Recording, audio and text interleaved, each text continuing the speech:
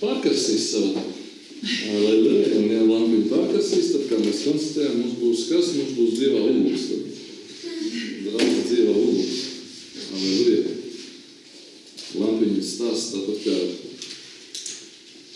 kā Abrahamam ar bērniem. Zināt stāst par Abrahamu? Kāds Bībeli esat lasījuši? Dievs apsolīja dēlu. Un tas bija apsolījuma dēls. Bet Abrahams ķērās pats pie lietas, un ko viņš izdarīja, viņš radīja bērnu pats. Tur nosauc par Ismailu. Un tā arī man ar lampiņu bija tā, kad Dievs man bija apsolījis lampiņu. Bet es ķēros pats pie lampiņas iegādes. Un tagad man ir lampiņa, kas daļai pild savu funkciju, bet man neapmierina. Es nesagaidu apsolīto lampiņu. Jūs saprotat principu? Sapratāt, ja? Jā. Aleluja, tāpēc vienmēr vajag sagaidīt. Neprecies par ātru. Vai ne, Elza? Ok, 7 reizes, nomēri Katrīna, ja? Vēl kas ir precība vecumā šeit? Precība vecumā neviens vēl. No tie, kurus minēja. Aleluja. Aleluja. Šodien gribu jums padalīties ar priecīgu vēsti, bet te pašā laikā ļoti nopietnu vēsti. Un nosauc to tā, pareiza evaņģēlija augļi. Pareiza evaņģēlija augļi.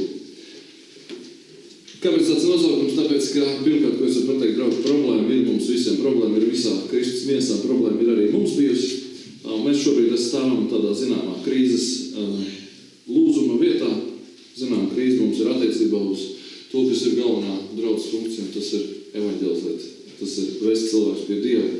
Kaut kāds metods vienkārši nestrādā. Kaut kas šajā pasaulē vienkārši nestrādā. Tas, ko dara cilvēki un tas, ko dara draugs. Un mēs esam darījuši, es tā skaitā draugi, tas vienkārši nedarbojas. Un tāpēc mums vajag būt ļoti pragmatiskiem, gluži kā biznesmeņiem. Ko biznesmeņi dara?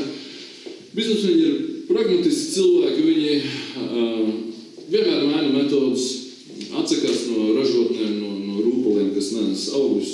Tāpēc būsim arī mēs pragmatiski, meklēsim jaunus ceļus, jaunus veidus. Un mēs to darīsim turpmāk katru mīļu brīdi, bet šodien es gribētu ielikt tādu mazu pamatiņu tam, lai mēs ietu šajā pasaulē pareizi evaņģēliju. Tāpēc, ka draugu problēma tāda, ka nepareizs evaņģēlijs rada nepareizs augļus, un nepareizs evaņģēlijs ir nepareizi izprast Dieva vārds. Nepareizi izprast Dieva vārds ir tā problēma ir tāda, ka es esmu nonācis pie secinājuma, es esmu pats domājis, es esmu lūdzis Dievu un es esmu skaties uz to, kas mums draudzē notiek, kas vispār notiek, ja, apkārt kristietībā un par ko pārvēršās kristietībā. Es esmu nonācis pie vienkārši pārliecības, ka nepareizi pasniegts evaņģēlijs atnes nepareizs augļus. Tas vienkārši nozīmē, ka draudzēs ir nenormāli daudz, es pat nezinu cik procentu, bet ļoti daudz neizglābtu cilvēku, neatpestītu cilvēku.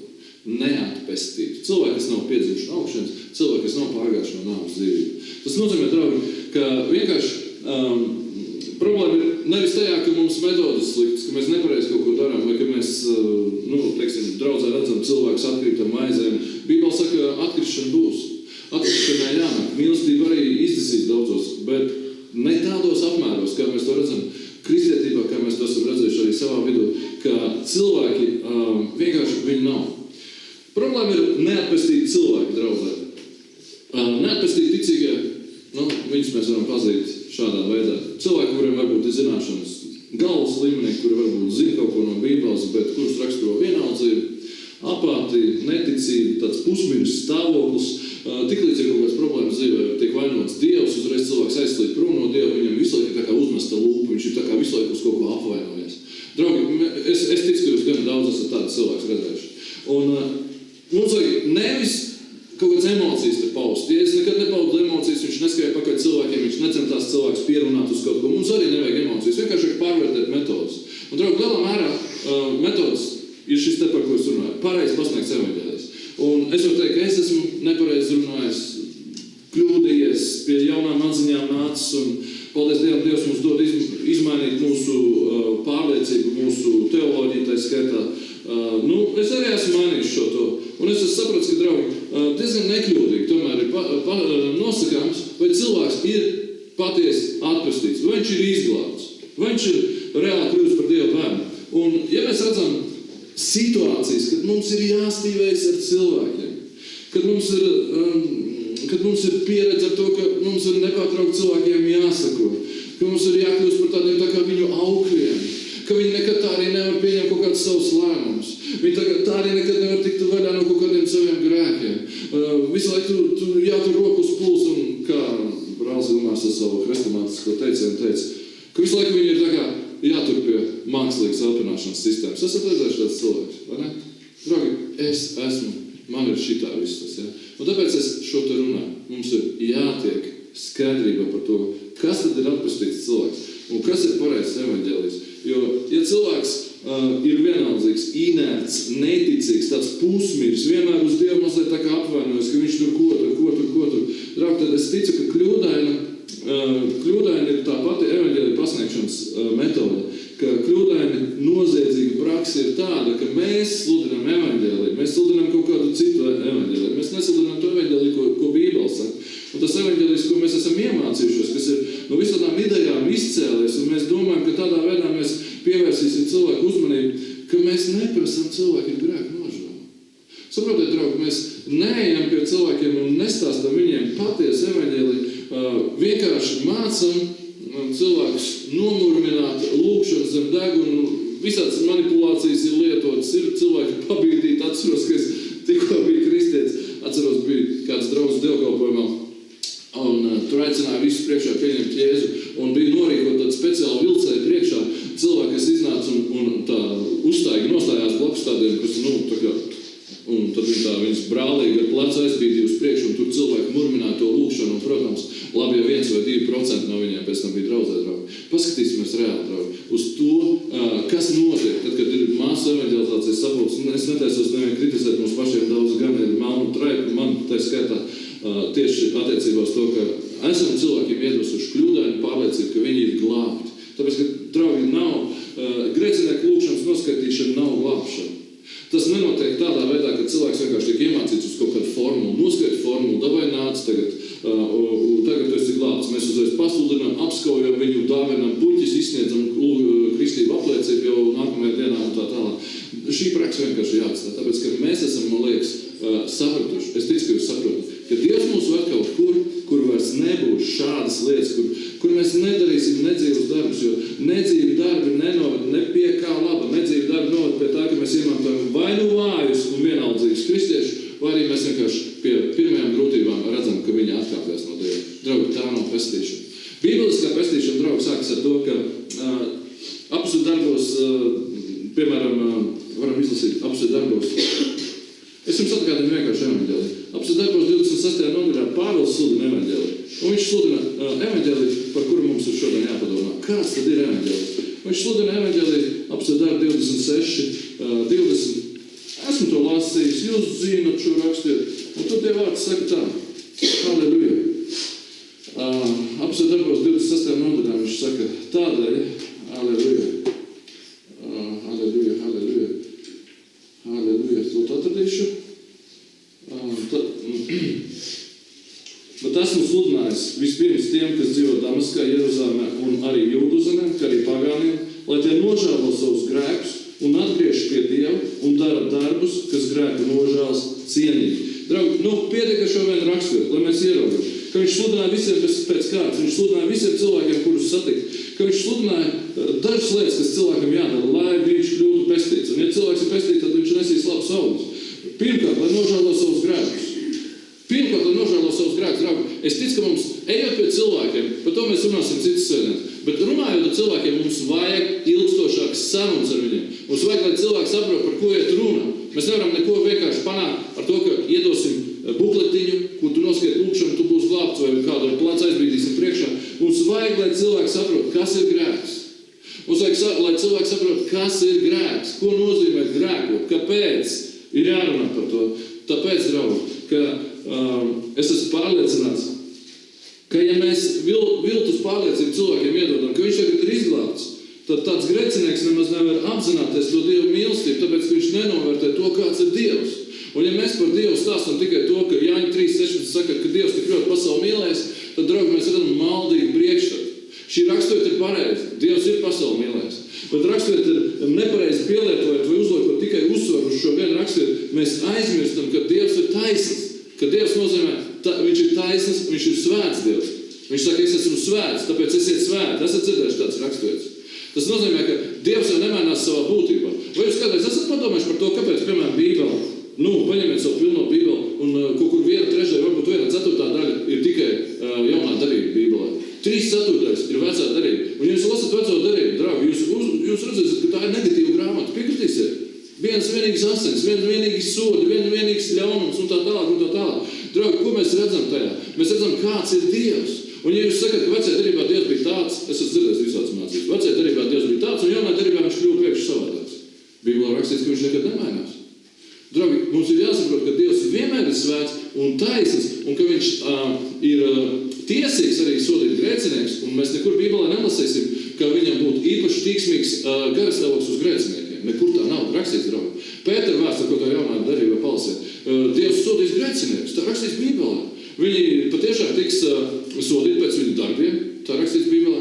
Un Dievs nebūtu nav sajūsmā par katru grēcinieku, tā ka viņš teiktu, vau, kā tu man patīc, kā es tevi mīlu un tā tālāk. Tā nekur nav rakstīts Bībelē, draugi. Mums ir daudz idejas par Dieva mīlestību. Mums vajag līdzsvaru šajā ziņā, tāpēc es par to runāju, ka mums vajag līdzsvaru. Mums vajag saprast, ka Dievs ir mīlestība, un tāpēc viņš izdomāja glābšanas plānu, lai izglābtu cilvēku. Bet Dievs ir arī taisns un svēts Dievs. Tas nozīmē, ka viņš nekad nevar ciest netaisnību, un viņam visas tiesības ir sodīt tos, kas dara netaisnību. Un ja mēs šīs abas puses uzsversim, ka Dievs ir taisns un svēts, un viņš pieprasa atgriešanos, viņš pieprasa, lai tu nožēlo savu dumpi pret viņu, tas nozīmē, ka tu varēsi pēc tam tādam cilvēkam attiecīgi pastāstīt, ka Dievs ir arī mīlestība, ka viņš izgudroja plānu, kā tevi izglābt. Bet tas iekļauj sevi nevis ar košiem mutē murminā, ja es visādā, es pieņemu savu pestīšanu, un pēc tam nerādīties draudzē, vai mēs neredzam tāds cilvēks, draugi, tā nav pestīšana. Es atļaušos lietas nosaukt Kristus vārdos, tā nav glābšana. Glābšana ir tad, kad grēcinieks ierauga savu pazudušo stāvokli, ka viņš novērtē to, ka Dievs ir taisns un svēts, un ka viņam ir vara. Atcerieties, ko Jēzus teica, nebīstieties no tiem, kas nokauja miesu, bet nevar nokaut dvēseli. Bīstieties no tā, kas var nokaut dvēseli un miesu un ienest kur. Tātad, draugi, mums ir jābīstās Dievu. Ja jūs lasat apostļu darbus, jūs redzēsiet, ka svētais gars izlējās. Mēs vienmēr sapaņojam, ka mēs gribam tādu draudz kā apostļu darbos. Bet kas tur rakstīts, draugi? Visus pārņēma bailes. Esat lasījuši tādas vietas, ja? Un vēl rakstīts, ka bība bija viņu vidū. Un ka viņi ļoti bijājās tā, ka Dievs bija parādījies ar svēto garu viņu vidū. Un jūs lasat, ka daži cilvēki, kas meloja, viņi nomira. Tas nozīmē, draugi, ka mums vajag uzsvērt abas Dieva puses. Jo, ja mēs esam tikai vienā grāvī, piemēram, mēs uzsvērt tikai Dievs ir bargs Dievs, jaunā darbā arī rakstīts, ka Dievs ir uguns, kas iznīcina. Ja mēs runātu tikai šo pusi, draugi, tad nevienam nebūtu cerības glābties. Un ja mēs paliktu šādas intonācijas, tad mums draudzē arī nāk klāt visāds, mēs viens otru bargi vērot. Un ir tāds draudzes, kur arvien jaunas likumus izdomā, kur nav šī svētā gara spēka dzīvot to jauno dzīvi, bet ir šī likuma pieskaņa.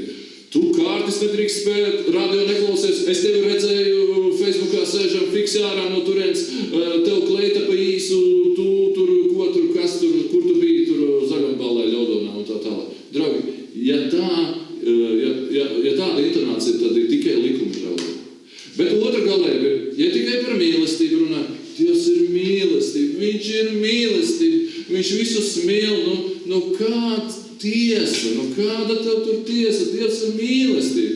Jūs zināt, draugi, līdz kam šis evaņģēlijs ir aizvedis cilvēku. Tas, ka ir geju draudzes, geju mācītāji, ka viņi sludina, ka Jēzus jau nevienu netiesā, ka Dievs ir mīlestība, ka laulība pārkāpt, tas ir normāli, jo Dievs jau ir mīlestība. Gadījās, Dievs ir mīlestība, Dievs ir mīlestība, Dievs ir mīlestība, visur žēlstība, visur mīlestība. Un beigās, draugi, tas nozīmē, ka šī galība dod cilvēkiem licenci grēkot. Ja cilvēks ir tikai par Dievu, kurš ir mīlestība, viņam beigās liekas, viss okei, visu piedos, viss kārtībā, viss štokos, grēko tālāk. Zināt to teicienu par grēksodzēm, ja? Ne, par to lūkšanu. Dievs piedod mans grēks un dod man spēku grēkot tālāk, ja? Kaut kā tāda. Tāda rūkti joki iet pasaulē, bet īstenībā tas jau raksturo kristieši. Ja ir viena vai otra galēba, draugi, nekas nav labi no šīm galējumām. Bet ja mēs jau vairāk esam pieraduši uzsvērt to mīlestību. Dievs tevi mīl, nāc dārgais, tavs problēmas tiks atrisināts. Tu televizoru dabūsi nākošu mēnesi, mašīnu dabūsi, viss būs kārtībā. Dievs teicēs tev apkārt kā mazs sunīts, lai tikai tev tavas visas vajadzības piepildīt. Tā ir viena galējuma. Otra galējuma ir, ja mēs sludinām, paskatos un redzu, Dievs mirti pa gabalu pēc grēka, ja? Davai, tu tur sievietēm galvu apsaki, tur to nē, tu tos produktus nedrīkst ēst, un kas ar tevi tur un tā. Bet vajag mierīgu, foršu, tādu stabilu līdzsvaru šajās lietās.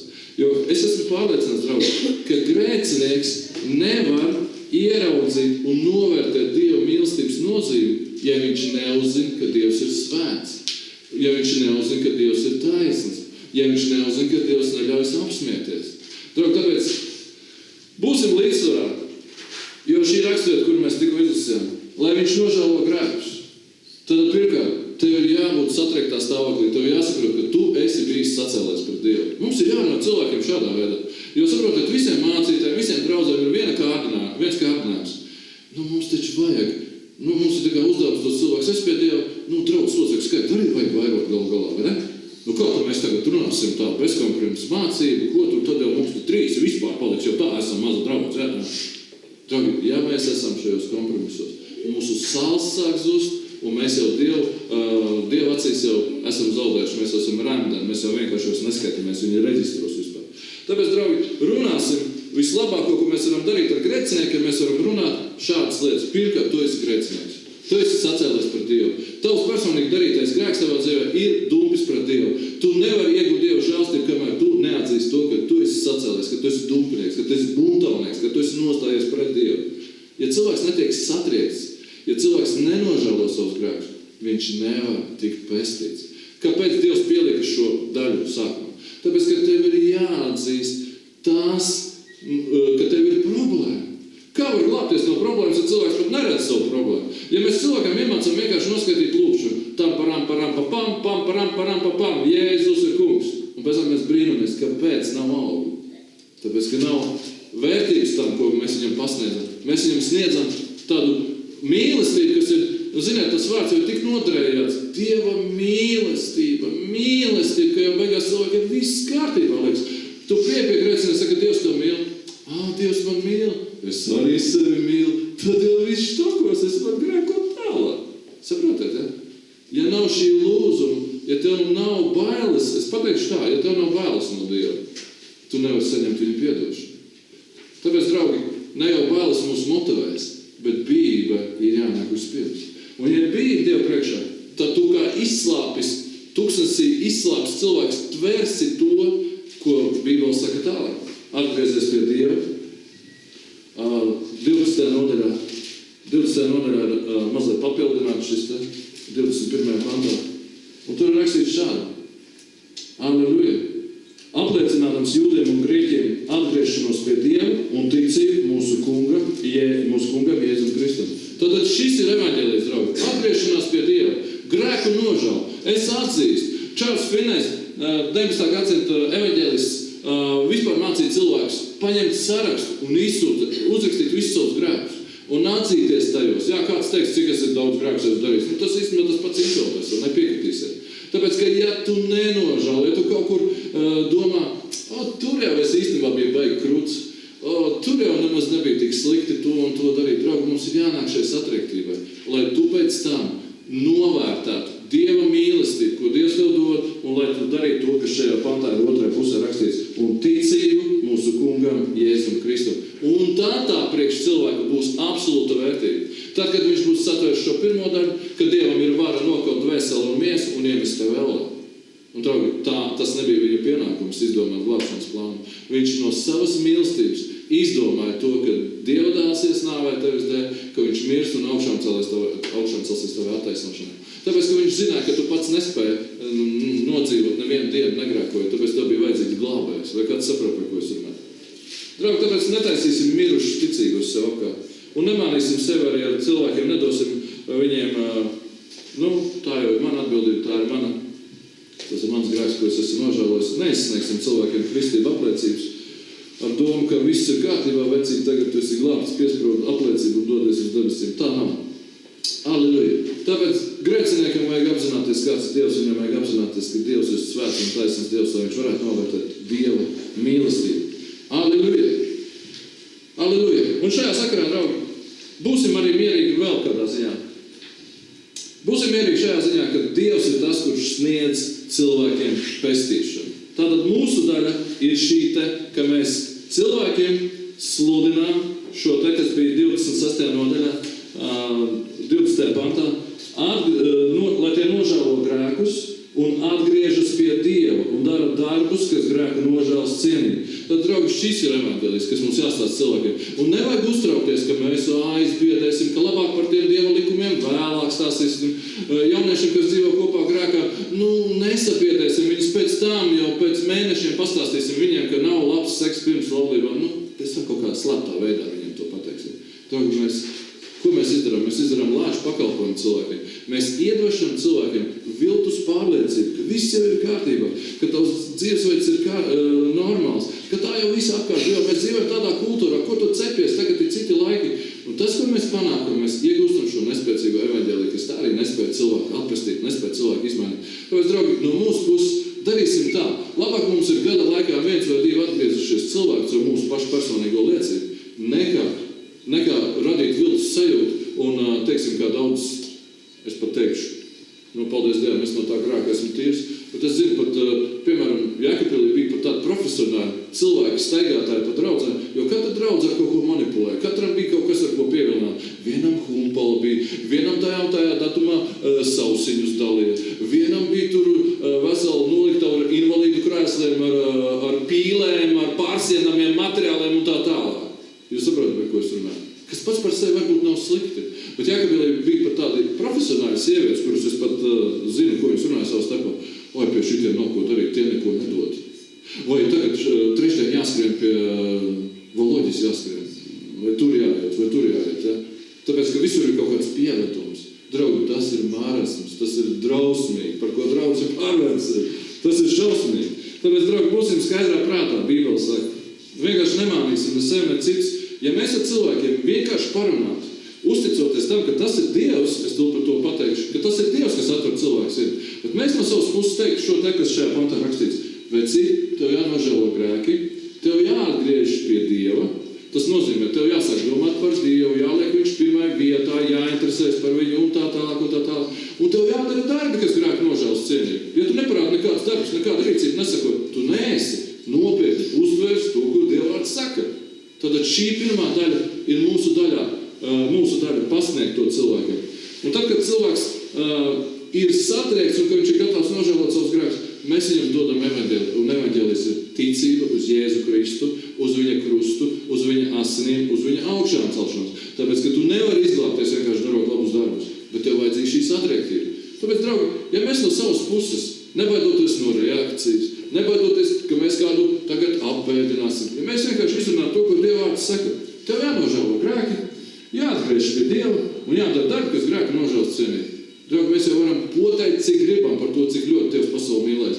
Bet viņš šo pirmo daļu neizdarīs, viņš otro daļu nenovērtēs, tā būs prāta līmenī. Un ziniet, kas ir rezultāts? Rezultāts ir tas, ka cilvēki iegūst šo licenci grēkot. Viņi domā, ka viss jau kārtībā, Dievs ir piedevis, viss ir labi. Vai jums ir bijis tāda situācija? Runāšu par sevi, tāpēc, ka mana pirkstu bakstīt uz jūsu grēkiem. Vai jums ir bijis tāda situācija, kā man, piemēram? Ir bijuši tāda laika, kad es esmu grēkojis. Es daru vienu grēku pēc otru. Es visu laiku krītu vienām tajā pašā grēkā. Katru reizi es lūdzu piedošanu, katru reizi man ir asaras, es nokrītu uz zemi, Dievs piedod, kāds es cūka un tā tālāk. Un es grēkoju tālāk. Un katru nākošo reizi sirdsapziņa runā ar vienu mazāk. Bet tā mehāniski ar prātu es saprotu, ka jānožēlo. Un ka nevar šitā tā. Es eju un atkal nožēlē. Un es nākošais jau, kad nāk kārdinājums, 3. 4. reizi kārdinājums nāk, un es jau zinu, ka es iešu un darīšu to grēku. Vai kāds dzird mani? Tas nozīmē, draugi, ka es esmu sevi piemānījis. Ka es esmu sevi ievedis viltus pārliecībā, ka Dievs ir kaut kas, kuru es varu apčakarēt. Kaut kas, ko es varu piemānīt. Saprotiet, līdz es nonāku tādā vieglā tādā paradumā vienkārši atvainoties Dievam par saviem grēkiem. Un zināt, kad notika lūzums. Lūzums notika tad, kad šādā reizē mani atskanēja Dieva vārds.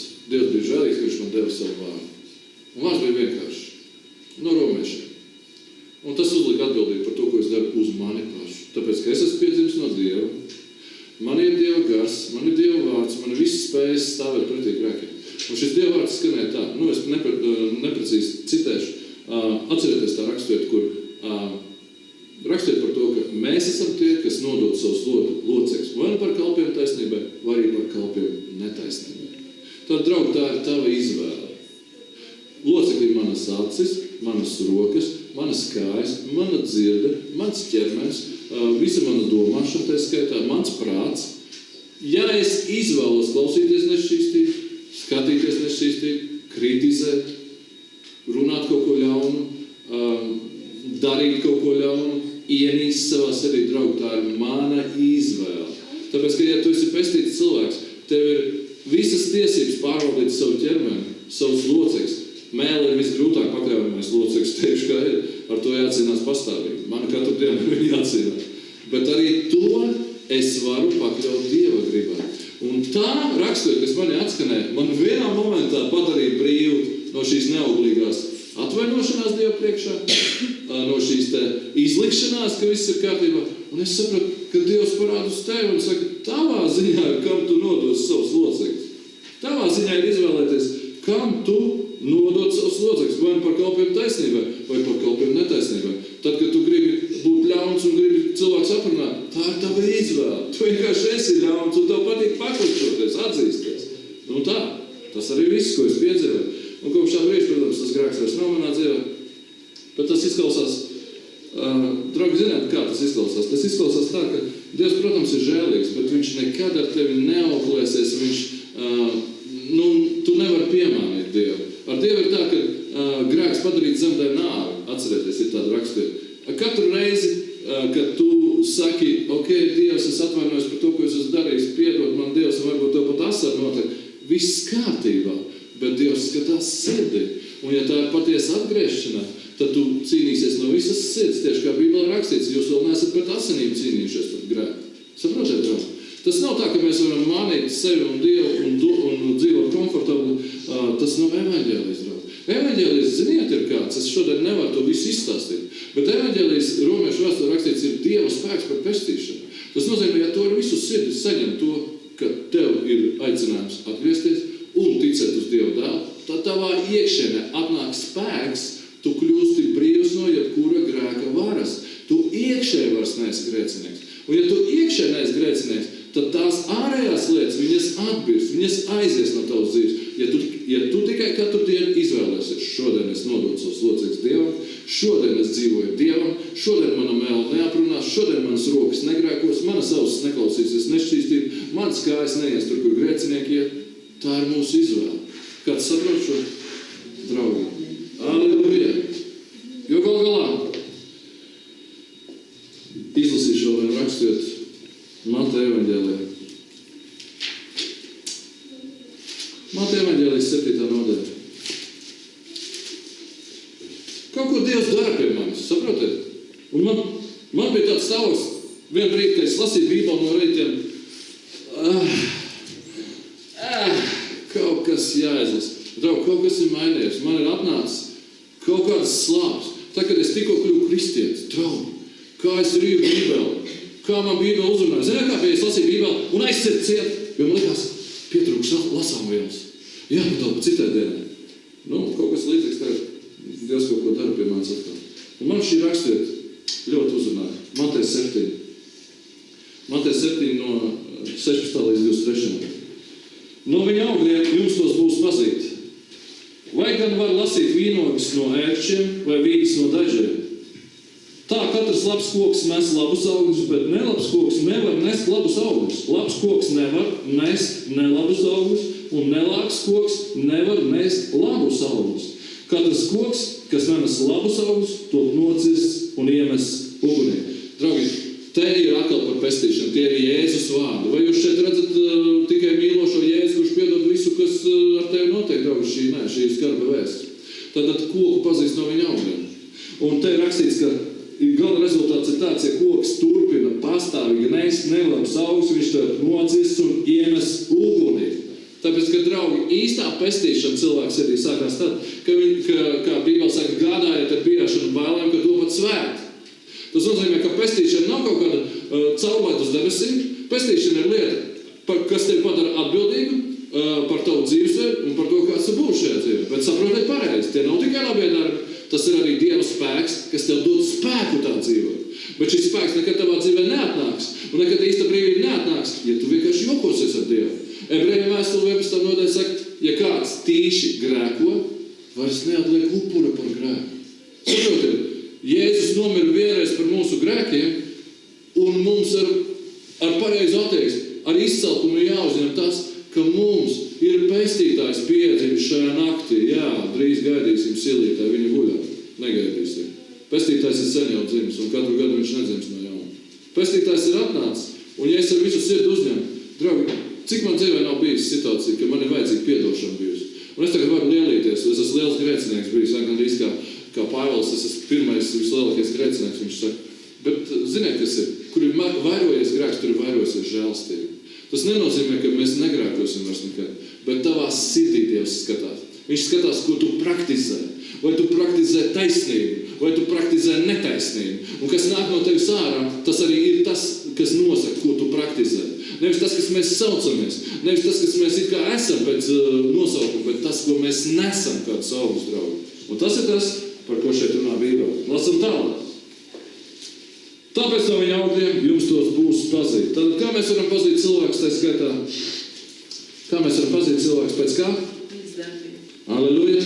Pēc darbiem, pēc viņa augļiem, pēc viņa dzīvesveidu, pēc viņa uzvedības, pēc viņa vārdiem, pēc tā. Un es uzreiz, protams, gribu teikt, draugi, jāsalīdzina ir, protams, ar to, kas tu esi bijis, kāds tu esi bijis. Ja tu esi bijis cilvēks, kurš rupjākais ciemā, matam vien laicis un tā tālāk, tad, protams, ja tu esi pārstājis lamāties, bet, vēl tev no tevis, es nezinu, vēl tu esi diezgan raupšs cilvēks ar rupjām manērēm, tas nenozīmē, ka tu nebūtu glābts. Tu esi glābts, jo kaut kas jau ir noticis, kaut kas jau augļi ir parādījušies.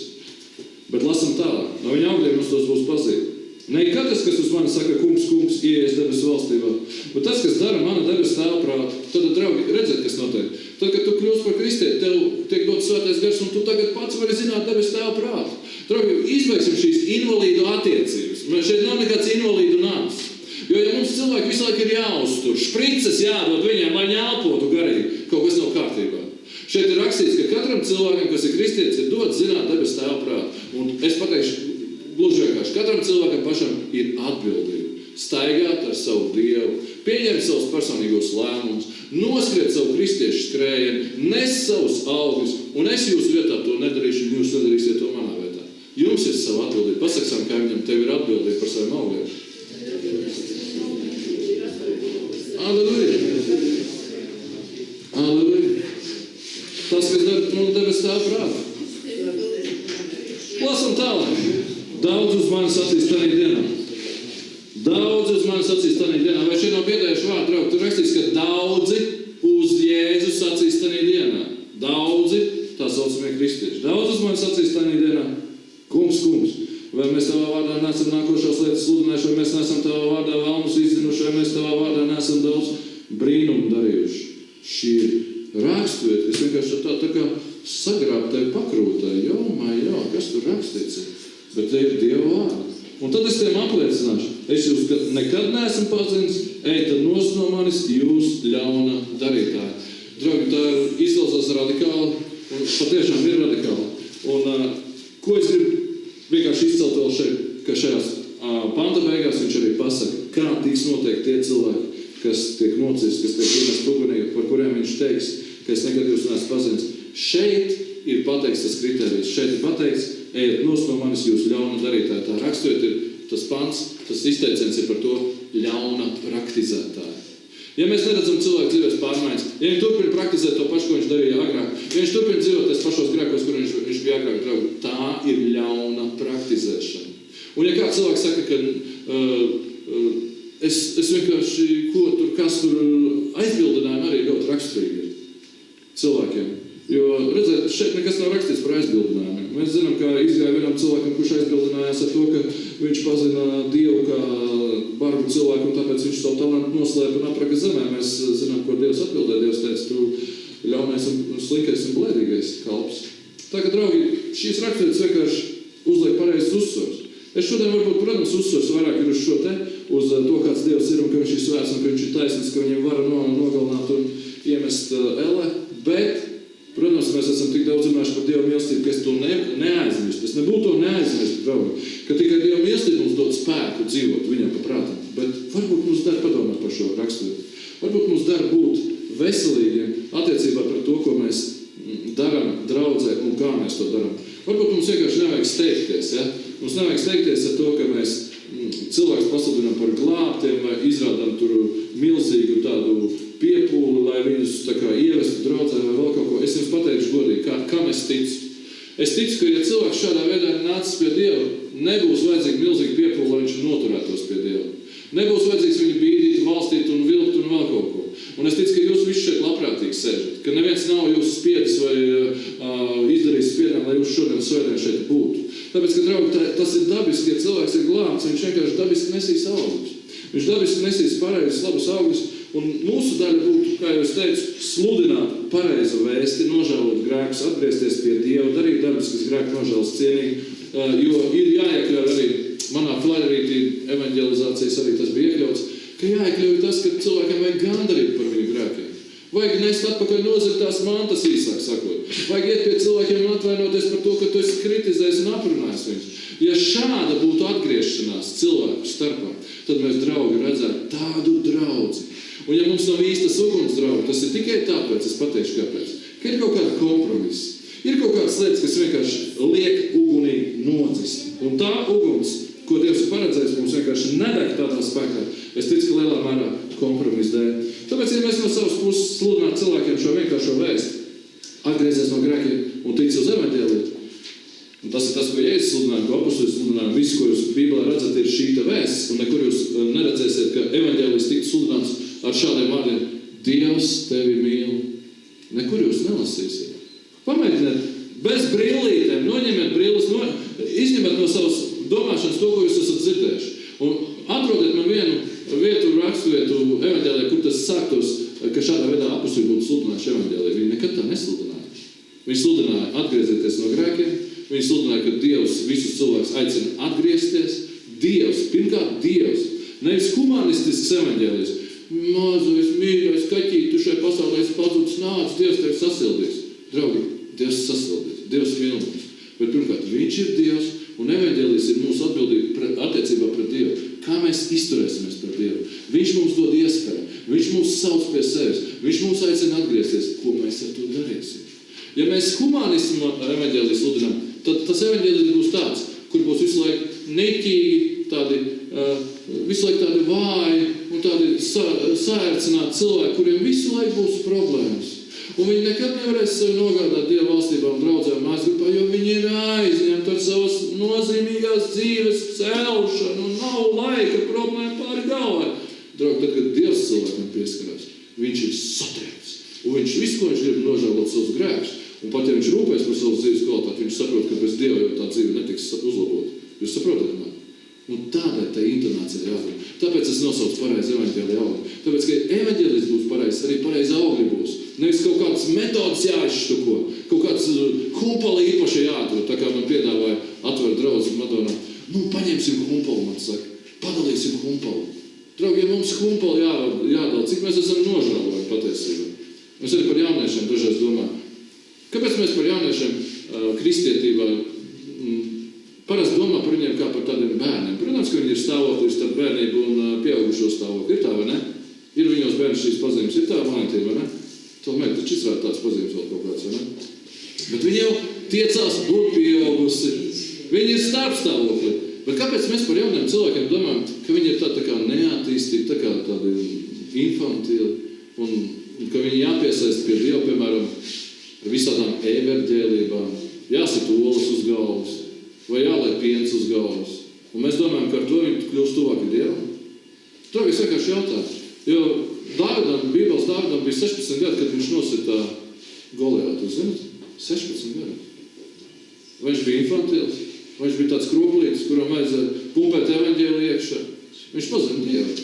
Viņš staigā ar Dievu vienkārši. Mums tāda evaņģēlija vajag. Un jauniem cilvēkiem jo sevišķi vairāk vajag evaņģēliju. Kur viņas iekačā, izdzīja dēmonus 16 gadu vecumā. Bobam Larsonam 3 meitas ir.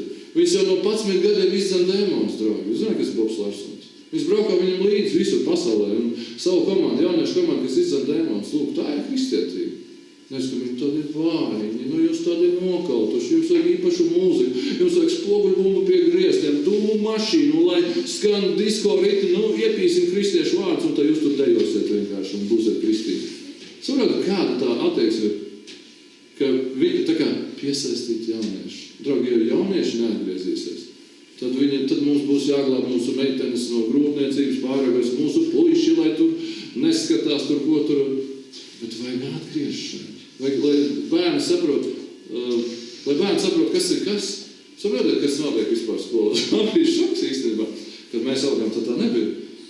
Manam puikam 11 gadu viņš atnāk mājās, un stāst par sociālām zinātnēm, mācīšķis tur kaut ko par fizioloģiju, uzbūvu un tā tālāk. Viens puika esot atzinies, viņam esot draudzam jau 11 gados. Otrs teica, vajag aiziet pie viņa sunu. Esot teicis, trešais esot nogulies uz galda kraties un teicis, ko šitā vajag darīt.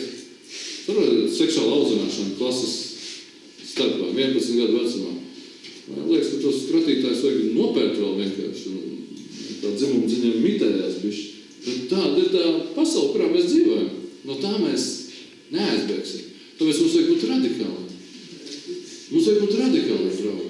Ja mēs nebūsim radikāli, tad paskatieties, kas notiek Eiropā. Eiropā notiek masveida konvertācija, kristiešu konvertācija islamā, jo viņi kristietībā nesaņem. Viņi redz, ka tā ir kaut kāda putra bez sāls. Tajā nav. Jūs zināt, kas ir sāls kristietībā? Tas ir svētums. Ja atņem svētumu, tad mums ir vienkārši ļurkāšanās, kaut kāda negaršīga atdzis zupa, kuru nevienam nevar iesmērēt. Un mēs neesam apmierināti ar šo zupu, bet neko citu arī neprotam pagatavot. Saprotat, kāpēc es šo te runāju? Iegūt šo te pareizo pieeju cilvēku. Mēs mīlam cilvēkus, mēs gribam redzēt viņus izglābtus, bet mēs runājam patiesību viņam. Mēs sakam, vecīt, tev jānožēlo grēku. Un tev ir jāatgriežas. Nedara to, nedara to, nedara to, nedara to, un tic uz Dievu dēlu. Un tad tu būsi labs. Un, draugi, tā ir mūsu puse, un Dieva puse ir izglābt cilvēks. Un tāpēc nevajag iespringt šajā jautājumā. Ne mēs esam tie, kas cilvēks glāb, ne mēs esam tie, kas atver viņu sirdis.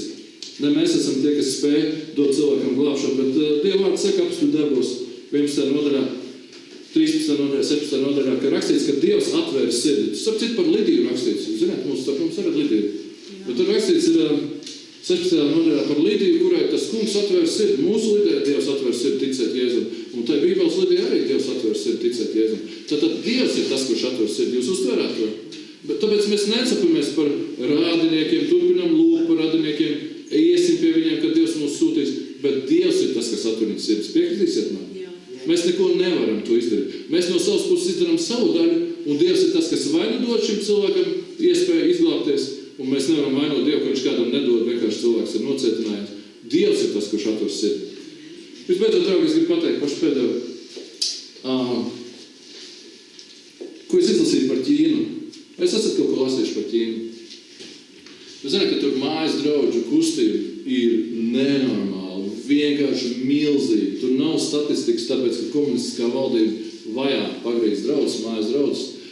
Un cilvēki katru dienu ir aprēķināts, ka katru dienu, es neatceros, es nevaru skaidrs minēt, bet nenormāls skaidrs cilvēki atgriežas pie Dieva. Draugi, šīs te Ķīnas draudzes kādreiz ar 49. gadam, kad komunisti nāca pie varas, bija tradicionāls draudzes. Kāds ir tradicionāls draudzes visā pasaulē? Tradicionāls draudzes, izņemot mūsējo, ir šāds. 80% cilvēki ir pasīvi draudzē, nedara neko, atvalk savus ķermeņus un sēž uz soliem. Ja? 20% no draudzes locekļiem padara visu darbu, evaņģelizē, ziedo, taisa galdus un tā tālāk. Šī proporcija ir parasta visām pasaules draudzēm. Ticiet man, tas ir kā likums gandrīz. 80% nedara neko, 20% padara visu. Draugi, 49. gadā sākās vajāšanas pret draudzes Ķīnā. 49. gadā. Komunisti sāka vajāt un vienkārši nogalināt kristiešu. Draudzes aizgāja pagrīdē. Kas notika, kad sākās vajāšanas? Tieši, kā ar nazi nogriežot par šiem procentiem, 80% kristieši atkrita, aizgāja no Dieva. Tāpēc, ka neizturēja vajāšanas. 20% tie karstākie, tie īstie, tie pestītie palika, un tas radīja, sākot no tā laika, līdz pat šim laikam, nenormāli apmūdas vilni, kas notiek pagrīdē, kur katru dienu tūkstošiem cilvēku atgriežas pie Dieva. Tikai tāpēc, ka tie, kas palika, tie bija patiešām pestīti, tie bija agresīvi un tie bija bezkarpamas cilvēki. Un viņi, esat dzirdējis, ka viņi lūdzot Dievu par to, lai vajāšanas nebeigtos. Tāpēc, ka vajāšanas viņus padara stiprus, vajāšanās izsijājās viss, kas ir kas, kurš ar ko, kur ies, kur neies un tā tālāk. Jūs saprotat man domu, draugi? vajāšana. Mums pat nav vajāšana, bet varbūt mums vajag kaut kādu lielāku spiedienu. Ticiet man, Eiropa parūpēsies par to, lai mums būtu šeit spiediens. Un spiediens būs arvien vairāk uz mums. Un tāpēc visi neīstie, visi neatpestītie tik un tā jau atkritīs. Vai jūs piekrīties man? Ja pie šādiem miera apstākļiem cilvēki, kas nevar pakustināt sevi, lai kaut ko darītu priekš Dievu, tad, draugi, ticiet man, kad nāks vajāšanas, mēs varbūt savā starpā redzētu vēl mazāk cilvēku nekā šobrīd. Vai jūs piekrītat man? Vai kāds var pateikt amēn?